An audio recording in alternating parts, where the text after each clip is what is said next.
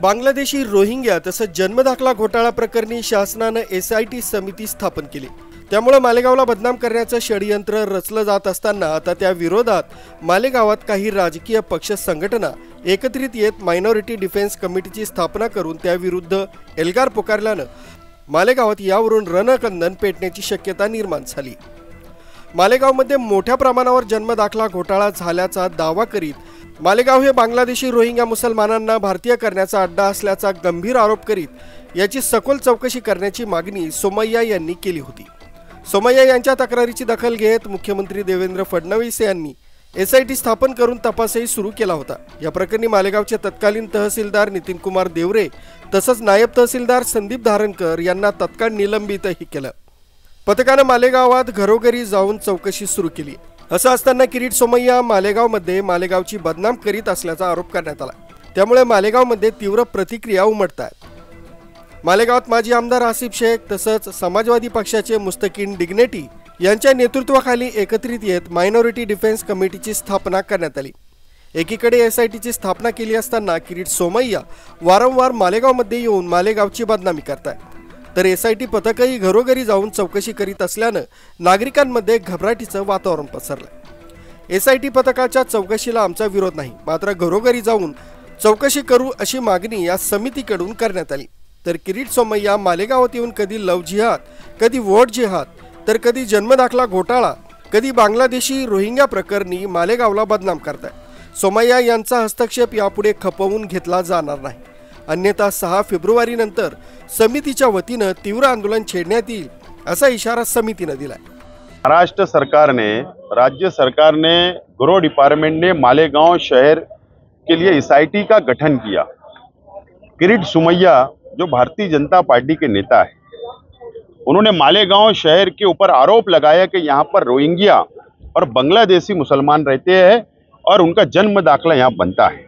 इसके लिए सरकार ने SIT बनाया और सरकार ने जो SIT बनाया, हमारा उसको विरोध नहीं है, सरकार इंक्वायरी करे, लेकिन मालेगांव शहर को बदनाम ना करे।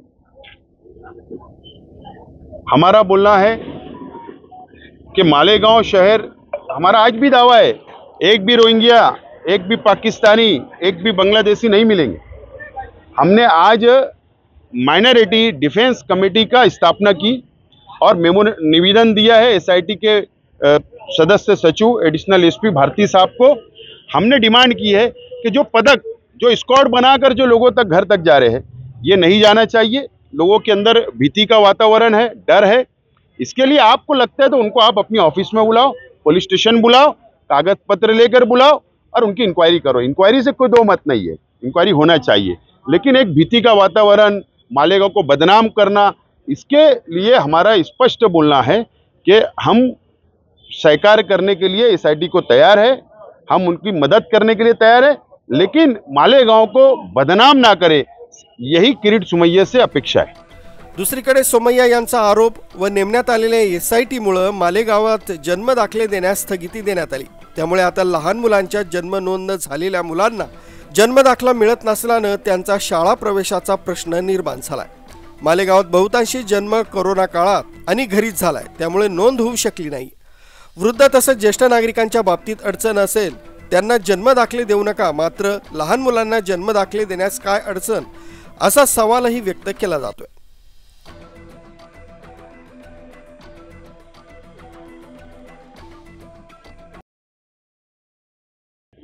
गैर सियासी एक प्लेटफॉर्म बनाने की हमको गरज लगी कि मालेगांव शहर की बदनामी को रुकना चाहिए और ट्रांसपेरेंसी जो कमेटी बनी है SIT, उसके कामकाज में कहीं ना कहीं दिखना चाहिए। इसलिए आज हम एडिशनल SP साहब से मिले, आयुक्त साहब से मिले, एडिशनल कलेक्टर से मिले और अभी ऊपर भी हम जाकर मिलेंगे, क्योंकि किरीट सोमय्या ने सरकार की दिशा भूल करके SIT का गठन करवाया है। अब इसके जो हालात यानी जो लोगों को नुकसान होना शुरू हुए, अभी पहला तो ये शुरू हुआ कि कई बच्चे का एडमिशन का सवाल आया, तहसील ऑफिस में प्रकरण जमा है, मगर सरकार ने स्टे दे दी नए दाखले बनाने पे। अब उसकी वजह से उनका एडमिशन का मामला सामने आ गया। कुछ बच्चे 2020 में जिनकी पैदाइश हुई, मालेगांव शहर में आज भी डिलीवरी घरों में होती है, उस वक्त कुछ हॉस्पिटलों में भी हुई। अब ये एक प्रकरण है, ऐसे और कई प्रकरण है। ये ममता मैटरनिटी हॉस्पिटल का प्रकरण है। ये 3/6/2020 उस वक्त लॉकडाउन लगा था, लोग परेशान थे, घबराए थे। तो अब ये हॉस्पिटल और कारपोरेशन का आपस में करस्पॉन्डेंस उस वक्त नहीं हो पाया, जिसकी वजह से अब इसको दाखिले की ज़रूरत आ रही है। तो वो उसके बाद कई बार गया महानगर पालिका में, उसने महानगर पालिका की पावती भी फाड़ ली, मगर वो पावती मिलने के बाद भी महानगर पालिका उसको दाखिला नहीं देती। अब इसमें पेरेंट्स की गलती नहीं, जो बच्चा है उसकी गलती नहीं। आज वो बच्चा 5 साल का हो रहा, अगर आज उसको दाखिला नहीं मिला तो राइट टू एजुकेशन का सवाल खड़ा होगा। ऐसे दूसरे भी कई मैटर है जो हमने अभी इनको लिख कर दिए कि 6 फरवरी तक आप जो बच्चों का एडमिशन का सवाल है उसका कोई मार्ग निकालिए। जो बड़े लोगों का मामला है, जिनकी उम्र ज़्यादा है, उसके आज ज़रूरत नहीं है तो आज उसको रोक लीजिए, मगर जो एजुकेशन के लिए, एडमिशन के लिए जिन बच्चों को दाखिला चाहिए, और ये और भी जगह ये मसला होगा। लॉकडाउन के वक्त में जो बच्चे पैदा हुए आज वो एडमिशन के लिए जा रहे हैं। देशात संवेदनशील शहर मालेगावची ओळख आहे, मात्र 2001च्या दंगलीनंतर मालेगावमध्ये एकही दंगल झाली नाही। उलटपक्षी 2006 व 2008 मध्ये शहरात झालेल्या बॉम्बस्फोटानंतरही शहरातील हिंदू मुस्लिमांचा सामाजिक एकोपा कायम आहे। मात्र किरीट सोमय्या यांच्या आरोप आणि हस्तक्षेपामुळे दोन्ही समाजात तेढ निर्माण होऊन सामाजिक एकोपा बिघडण्याची स्थिती निर्माण झाली आहे। त्यामुळे कायदा सुव्यवस्थेचा प्रश्न गंभीर होण्याचा धोका व्यक्त होतोय। शासनाने किरीट सोमय्या यांचा हस्तक्षेप थांबवावा असा सूर सामान्य नागरिकांतून व्यक्त केला जातोय। आता या वादात मालेगाव मध्यचे आमदार मौलाना मुफ्ती मोहम्मद इस्माईल यांनीही उडी घेतली आहे। महाराष्ट्राचे मुख्यमंत्री यांच्याकडून ये रिक्वेस्ट करतो आहे की जेव्हा त्यांनी मालेगावसाठी स्पेशल इन्व्हेस्टिगेशन टीमची इन्क्वायरी लावलेली आहे, तो किरीट सोमय्या मालेगावला येऊन वारंवार जो आहे ते मालेगावचे मुसलमानोचं नाव घेत आहे, कधी लव जिहादचं नाव घेत आहे, कधी ते म्हणतात की फंडिंग जो झालेली इलेक्शनच्या वेळी ते वोटिंगसाठी यूज केलेला आहे अमाऊंट। आता त्यांनी जो एक नवीन काढलेला आहे की मालेगाव शहरमध्ये बांगलादेशी मुस्लिम आहे आणि 15,000 त्यांनी आधी सांगितलं होतं की बोगस बर्थ सर्टिफिकेट मालेगावच्या मुसलमानांनी घेतलेले आहे। आता ते म्हणतात की 4,000 बांगलादेशी मालेगावला आहे। आत्तापर्यंत आम्हाला जो माहिती मिळालेली आहे, आत्तापर्यंत कोणताही एक बर्थ सर्टिफिकेट असा भेटलेला नाही आहे की ते बांगलादेशी आहे। तो माझा मुख्यमंत्री साहेब जो की होम मिनिस्टर पण आहे, त्यांच्याकडून एक रिक्वेस्ट करतो मी की ते किरीट सोमय्या वारंवार येऊन जो मीडियामध्ये मालेगावचे मुसलमानोचं नाव घेत आहे त्याच्यावर त्यांनी काहीतरी ॲक्शन घ्यावी। 15 अगस्त 1947 को हमारा ये मुल्क आज़ाद हुआ था, और मुल्क की आज़ादी के बाद ये मुल्क, ये देश किस तरह, किस कानून के तहत चलेगा, इसकी बड़ी शिद्दत के साथ ज़रूरत महसूस की गई। अभी आपने सुना कि 1947 के मौके पर जब ये देश आज़ाद हुआ तो अंग्रेज़ों ने इस मुल्क को आज़ादी देने के साथ इस मुल्क के 2 टुकड़े कर दिए, और इस मुल्क के 2 टुकड़े होने पर पाकिस्तान वजूद में आया। और पाकिस्तान वजूद में आने के बाद ये बात कही जाने लगी फ़िरका परस्तों की तरफ से कि जब मुसलमानों को एक मुल्क दे दिया गया है तो अब ये मुल्क जो भारत है ये हिंदुइज़म पर मबनी होगा और ये हिंदू राष्ट्र रहेगा। लेकिन हमारे अकाबिरीन और ख़ास तौर पर जमीयत उलमा के अकाबिरीन और बुज़ुर्गों ने जो हुकूमत वक्त से माजी में वादा लिया था, उस वादे को पूरा करने के लिए पूरी जद्दोजहद और कोशिश करते रहे, और उनकी कोशिशें बार आवर हुई और वो कामयाब रहे। और उस वक्त एक कमेटी तश्कील दी गई, उस कमेटी में एक बड़ी तादाद मुसलमानों की भी थी, जिन्होंने इस मुल्क को एक आईन और एक दस्तूर दिया।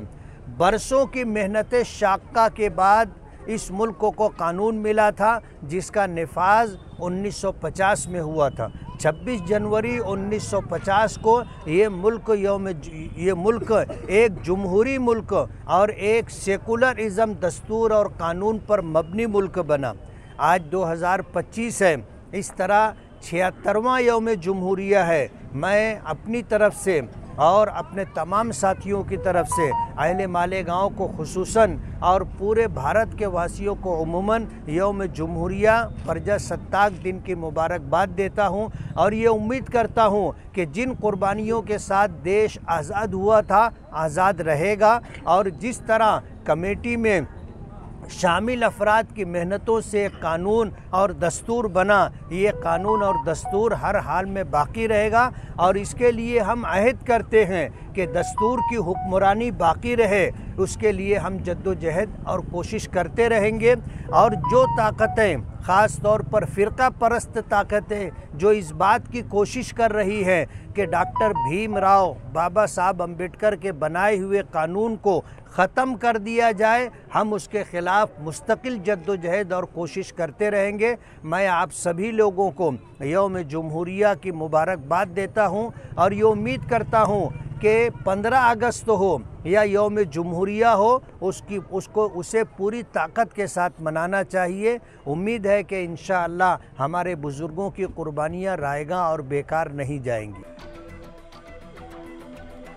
एकीकडे किरीट सोमय्या यांच्याकडून होणारे आरोप आणि त्यावर आता मालेगावातील राजकीय पक्ष एकवटत आहेत, त्यामुळे या प्रश्नावरून मालेगावमध्ये रणकंदन होण्याची शक्यता निर्माण झाली। मालेगावचा सामाजिक एकोपा टिकवण्यासाठी आता शासनानेच हस्तक्षेप करण्याची गरज आहे। News bureau, Kasmade update, Malegaon.